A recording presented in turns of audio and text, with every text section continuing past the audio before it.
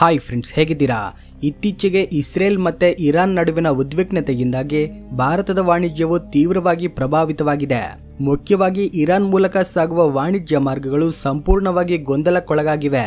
International north south transportation corridor ಅಂದ್ರೆ INSTC ಸರಿಯಾಗಿ ಕಾರ್ಯನಿರ್ವಹಿಸುತ್ತಿಲ್ಲ. ಇಷ್ಟೇ ಅಲ್ಲದೆ ಸ್ಟ್ರೈಟ್ ಆಫ್ ಹಾರ್ಮುಜ್ ಮೂಲಕ ಸಾಗುವ ತೈಲ ಟ್ಯಾಂಕರ್ಗಳು ಅಥವಾ ಇತರ ಸರಕು ಸರಬರಾಜು ಕೂಡ ಸ್ಥಗಿತಗೊಂಡಿದೆ. ಪರಿಸ್ಥಿತಿ ಮತ್ತಷ್ಟು ಹದಗೆಟ್ರೆ ಇರಾನ್ ಈ ಪ್ರಮುಖ ಸಮುದ್ರ ಮಾರ್ಗವನ್ನ ಸಂಪೂರ್ಣವಾಗಿ ಮುಚ್ಚಲು ಸಿದ್ಧತೆ ಮಾಡಿಕೊಳ್ಳುತ್ತೆ. ಒಂದ್ ವೇಳೆ ಇದು ಸಂಭವಿಸಿದ್ರೆ ಭಾರತವು ದೂರದ ಆಫ್ರಿಕಾ ಮಾರ್ಗವನ್ನ ಆಯ್ಕೆ ಮಾಡ್ಕೊಳ್ಬೇಕಾಗತ್ತೆ.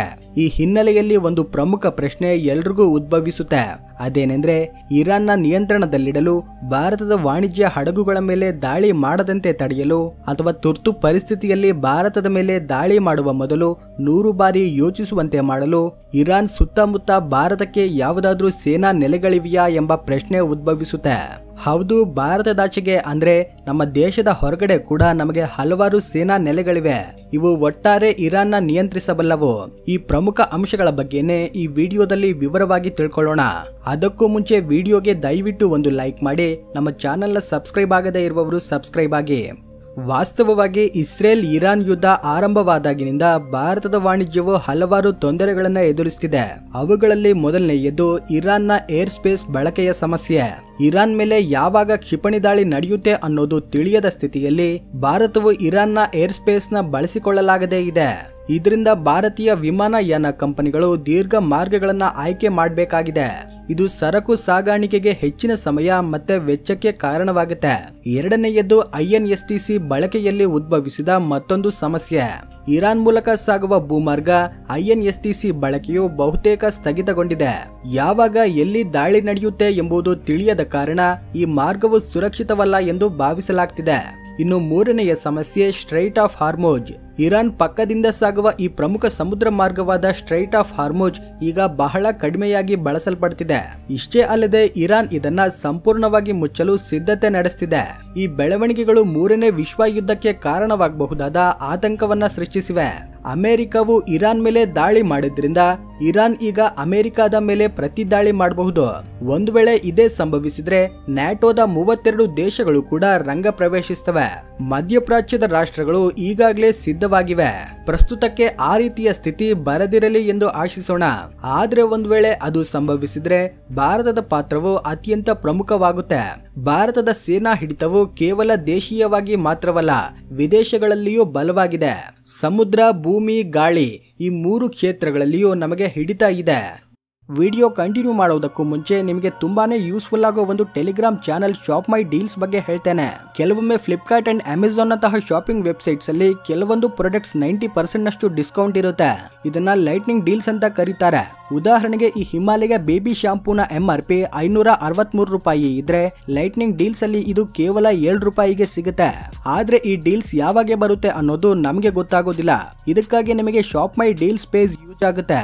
ಇವರು ಫ್ಲಿಪ್ಕಾರ್ಟ್ ಅಂಡ್ ಅಮೆಜಾನ್ ಹಾಗೂ ಇನ್ನಿತರ ವೆಬ್ಸೈಟ್ಸ್ ಅಲ್ಲಿ ಲೀಸ್ಟ್ ಆಗಿರೋ ಡಿಸ್ಕೌಂಟ್ ಪ್ರಾಡಕ್ಟ್ಸ್ ನ 24/7 ಟ್ರ್ಯಾಕ್ ಮಾಡ್ತಾ ಇರ್ತಾರೆ. ಸಡನ್ ಆಗಿ ಯಾವುದಾದ್ರೂ ಪ್ರಾಡಕ್ಟ್ ನ ಪ್ರೈಸ್ ಡ್ರಾಪ್ ಆಗಿ ಹ್ಯೂಜ್ ಡಿಸ್ಕೌಂಟ್ ಸಿಕ್ಕರೆ ಅದನ್ನ ಇವರು ಟೆಲಿಗ್ರಾಮ್ ಗ್ರೂಪ್ ನಲ್ಲಿ ಪೋಸ್ಟ್ ಮಾಡ್ತಾರೆ. ಆಗ ನೀವು ಅದನ್ನ ಪರ್ಚೇಸ್ ಮಾಡಬಹುದು. ಇಷ್ಟೇ ಅಲ್ಲದೆ ಯಾವ ಬ್ಯಾಂಕ್ ಕಾರ್ಡ್ ಯೂಸ್ ಮಾಡಿದ್ರೆ ಜಾಸ್ತಿ ಡಿಸ್ಕೌಂಟ್ ಸಿಗುತ್ತೆ, ಲೈಫ್ ಟೈಮ್ ಕ್ರೆಡಿಟ್ ಕಾರ್ಡ್ ನ ಹೇಗೆ ಪಡ್ಕೋಬೇಕು ಅನ್ನೋ ಎಲ್ಲಾ ಡೀಟೇಲ್ಸ್ ಇದರಲ್ಲಿ ಸಿಗುತ್ತೆ. ಇದಕ್ಕಾಗಿ ಡಿಸ್ಕ್ರಿಪ್ಷನ್ ಅಲ್ಲಿ ಕೊಟ್ಟಿರೋ ಲಿಂಕ್ ನಿಂದ ಶಾಪ್ ಮೈ ಡೀಲ್ಸ್ ಟೆಲಿಗ್ರಾಮ್ ಪೇಜ್ ನ ಜಾಯಿನ್ ಆಗಿ. ಒಂದು ವೇಳೆ ಟೆಲಿಗ್ರಾಮ್ ಆಪ್ ಇಲ್ಲದಿದ್ರೆ ಶಾಪ್ ಮೈ ಡೀಲ್ಸ್ ವಾಟ್ಸ್ಆಪ್ ಗ್ರೂಪ್ ಇದೆ, ಅದರ ಲಿಂಕ್ ನ ಕೂಡ ಡಿಸ್ಕ್ರಿಪ್ಷನ್ ಅಲ್ಲಿ ಕೊಟ್ಟಿರ್ತೇನೆ, ಫಾಲೋ ಆಗಿ. ಮೊದಲನೇದಾಗಿ ದೇಶೀಯ ಸೇನಾ ನೆಲೆಗಳ ಬಗ್ಗೆ ಮಾತನಾಡೋದಾದ್ರೆ ಭಾರತೀಯ ಸೇನೆಯ ಬಳಿ 60ಕ್ಕೂ ಹೆಚ್ಚಿನ ಸೇನಾ ನೆಲೆಗಳಿವೆ ಎಂದು ಮಾಹಿತಿ ಇದೆ. ಅದೇ ರೀತಿ ಭಾರತೀಯ ವಾಯುಸೇನೆಯ ಬಳಿಯೂ 60ಕ್ಕೂ ಹೆಚ್ಚು ಸೇನಾ ನೆಲೆಗಳಿವೆ ಎಂದು ಅಂದಾಜಿಸಲಾಗಿದೆ. ಭಾರತೀಯ ನೌಕಾದಳದ ಬಳಿ 20ಕ್ಕೂ ಹೆಚ್ಚು ನೌಕಾ ನೆಲೆಗಳಿವೆ. ಇವು ಭಾರತದ ವಿವಿಧ ಪ್ರದೇಶಗಳಲ್ಲಿ ಹರಡಿಕೊಂಡಿವೆ. ಈ ದೊಡ್ಡ ಸಂಖ್ಯೆಯ ಸೇನಾ ನೆಲೆಗಳು ಯಾವುದೇ ರಾಷ್ಟ್ರವು ಭಾರತದೊಳಗಡೆ ಒಮ್ಮೆಲೆ ನುಗ್ಗದಂತೆ ತಡೆಯುತ್ತವೆ. ಇರಾನ್ ಆ ರೀತಿಯ ಪ್ರಯತ್ನ ಮಾಡಿದ್ರೆ 100 ಬಾರಿ ಯೋಚಿಸಬೇಕಾಗತ್ತೆ. ಈ ನೆಲೆಗಳು ಹೊರಗಿಂದ ಬರುವ ಯಾವುದೇ ಫೈಟರ್ ಜೆಟ್ ನ ಅಥವಾ ಕ್ಷಿಪಣಿಯನ್ನ ಗುರಿ ತಲುಪುವ ಮೊದಲೇ ನಾಶಪಡಿಸುವ ಸಾಮರ್ಥ್ಯವನ್ನ ಹೊಂದಿವೆ. ಇನ್ನು ವಿದೇಶಿ ಸೇನಾ ನೆಲೆಗಳ ಬಗ್ಗೆ ಅಂದ್ರೆ ನಮ್ಮ ದೇಶದ ಹೊರಗಿನ ಸೇನಾ ನೆಲೆಗಳ ಬಗ್ಗೆ ಮಾತನಾಡೋದಾದ್ರೆ ಭಾರತದಾಚೆಗೆ ಹಲವಾರು ರಾಷ್ಟ್ರಗಳಲ್ಲಿ ನಮ್ಮ ಸೇನಾ ನೆಲೆಗಳಿವೆ. ಲಭ್ಯವಿರೋ ಮಾಹಿತಿ ಪ್ರಕಾರ ಸುಮಾರು 12 ದೇಶಗಳಲ್ಲಿ 22 ಸೇನಾ ನೆಲೆಗಳು ಭಾರತಕ್ಕಿವೆ. ಇವುಗಳಲ್ಲಿ ಮುಖ್ಯವಾಗಿ ಇರಾನ್ನ ನಿಯಂತ್ರಿಸಬಲ್ಲ ಕೆಲವು ಸೇನಾ ನೆಲೆಗಳ ಬಗ್ಗೆ ಮಾತನಾಡಿಕೊಳ್ಳೋಣ. ಮೊದಲನೆಯದ್ದು ಒಮಾನ್ನಲ್ಲಿರುವ ಡುಕುಮ್ ಮತ್ತು ಸಲಾಲಾ ಬಂದರುಗಳು. ಅರೇಬಿಯನ್ ಸಮುದ್ರದ ಕರಾವಳಿಯಿಂದ ಇರಾನ್ನೊಂದಿಗೆ ನೇರ ಸಮುದ್ರ ಸಂಪರ್ಕವನ್ನ ಹೊಂದಿವೆ. ಭಾರತಕ್ಕೆ ಇಲ್ಲಿ ಲಾಜಿಸ್ಟಿಕ್ ಪ್ರವೇಶ ಇದೆ. ಅಂದ್ರೆ ಭಾರತೀಯ ನೌಕಾದಳದ ಹಡಗುಗಳು ಇಲ್ಲಿ ನಿಂತು ಇಂಧನ ತುಂಬಿಸಿಕೊಳ್ಳಬಹುದು. ಇವು ಇರಾನ್ನ ದಕ್ಷಿಣ ಗಡಿಗಳಿಗೆ ಹಾರ್ಮುಜ್ ಜಲಸಂಧಿಗೆ ಕೇವಲ 400ರಿಂದ 500 ಕಿಲೋಮೀಟರ್ಗಳ ದೂರದಲ್ಲಿವೆ. ಇಲ್ಲಿಂದ ಭಾರತೀಯ ಯುದ್ಧ ಹಡಗುಗಳು, P-81 ಕಣ್ಗಾವಲು ವಿಮಾನಗಳು ಮತ್ತು ಜಲಾಂತರ್ಗಾಮಿಗಳು ಯುದ್ಧ ಸಮಯದಲ್ಲಿ ಪ್ರಮುಖ ಪಾತ್ರವನ್ನ ವಹಿಸ್ತವೆ. ಎರಡನೆಯದು ತಜಿಕಿಸ್ತಾನ್. ತಜಿಕಿಸ್ತಾನಲ್ಲಿರೋ ಫಕ್ರೋರ್ ಏರ್ ಬೇಸ್ ಅಫ್ಘಾನಿಸ್ತಾನದ ಸಮೀಪದಲ್ಲಿ ಇರಾನ್ನ ಉತ್ತರ ಗಡಿಯಿಂದ ಸುಮಾರು 600ರಿಂದ 700 ಕಿಲೋಮೀಟರ್ಗಳ ದೂರದಲ್ಲಿದೆ. ಇದು ಭಾರತದಾಚೆಗಿರೋ ಭಾರತದ ಮೊದಲ ಮತ್ತೆ ಏಕೈಕ ಏರ್ಬೇಸ್ ಆಗಿದೆ. ಇದನ್ನ ಭಾರತ ಹಾಗೂ ರಷ್ಯಾ ಜಂಟಿಯಾಗಿ ನಿರ್ವಹಿಸುತ್ತಿವೆ. ಇಲ್ಲಿಂದ Su-30 ಅಥವಾ ಇತರ ಯುದ್ಧ ವಿಮಾನಗಳನ್ನ ನಿಯೋಜಿಸಬಹುದು. ಈ ನೆಲೆ ಇರಾನ್ನ ವಾಯುವ್ಯ ಗಡಿಯ ಮೇಲೆ ಕಣ್ಗಾವಲು, ಏರ್ ಸ್ಪೇಸ್ ದಾಳಿಗಳ ಸಾಮರ್ಥ್ಯವನ್ನ ಒದಗಿಸುತ್ತೆ.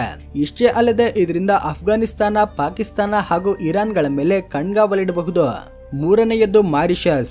ಮಾರಿಷಸ್ನ ಅಗಲೆಗಾ ದ್ವೀಪದಲ್ಲಿ ಪ್ರಸ್ತುತ ನಿರ್ಮಾಣ ಕಾರ್ಯ ನಡೆಯುತ್ತಿದೆ. ಭಾರತವು ಇಲ್ಲಿ ಒಂದು ರನ್ವೇ ಮತ್ತೆ ನೌಕಾದಳ ನೆಲೆಯನ್ನ ನಿರ್ಮಿಸುತ್ತಿದೆ. ಇದು ದೀರ್ಘ ಶ್ರೇಣಿಯ ಗಸ್ತು ಮತ್ತೆ ನೌಕಾದಳ ನಿಯೋಜನೆಗೆ ಸೂಕ್ತ ಆಗಿದೆ. ಇಲ್ಲಿಂದ ಭಾರತೀಯ ನೌಕಾದಳದ ಯುದ್ಧ ಹಡಗುಗಳು ಇರಾನ್ವರೆಗೆ ಹೋಗದಿದ್ರೂ ಕೂಡ ಅಮೆರಿಕದ ಗ್ವಾಮ್ ನೆಲೆಯಂತೆ ಅವುಗಳಿಗೆ ಬೆಂಬಲ, ಲಾಜಿಸ್ಟಿಕ್ ಕವರ್ ಒದಗಿಸಬಹುದು. ಇಷ್ಟೇ ಅಲ್ಲದೆ ಸೆಷೆಲ್ಸ್, ಮಾಲ್ಡೀವ್ಸ್, ಶ್ರೀಲಂಕಾ, ಸಿಂಗಾಪುರದಂತಹ ರಾಷ್ಟ್ರಗಳಲ್ಲಿನ ಸೇನಾ ನೆಲೆಗಳಿಂದ ಅಗತ್ಯಕ್ಕೆ ತಕ್ಕಂತೆ ಇರಾನ್ಗೆ ವಿರುದ್ಧವಾಗಿ ನೇರ ಕ್ರಮಗಳನ್ನ ಕೈಗೊಳ್ಳಬಹುದು.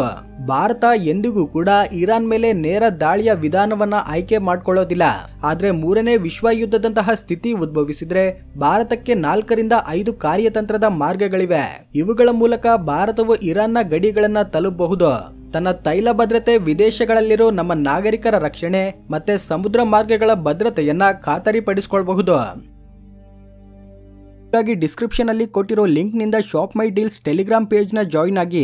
ಒಂದು ವೇಳೆ ಟೆಲಿಗ್ರಾಮ್ ಆಪ್ ಇಲ್ಲದಿದ್ರೆ ಶಾಪ್ ಮೈ ಡೀಲ್ಸ್ ವಾಟ್ಸ್ಆಪ್ ಗ್ರೂಪ್ ಇದೆ, ಅದರ ಲಿಂಕ್ ನ ಕೂಡ ಡಿಸ್ಕ್ರಿಪ್ಷನ್ ಅಲ್ಲಿ ಕೊಟ್ಟಿರ್ತೇನೆ, ಫಾಲೋ ಆಗಿ. ಈ ವಿಡಿಯೋ ಇಷ್ಟವಾಗಿದ್ರೆ ಲೈಕ್ ಮಾಡಿ. ಇದೇ ರೀತಿ ಮತ್ತಷ್ಟು ಇನ್ಫಾರ್ಮೇಟಿವ್ ವಿಡಿಯೋಗಳಿಗೋಸ್ಕರ ನಮ್ಮ ಚಾನೆಲ್ ನ ಸಬ್ಸ್ಕ್ರೈಬ್ ಮಾಡ್ಕೊಳ್ಳಿ. ಜೈ ಹಿಂದ್.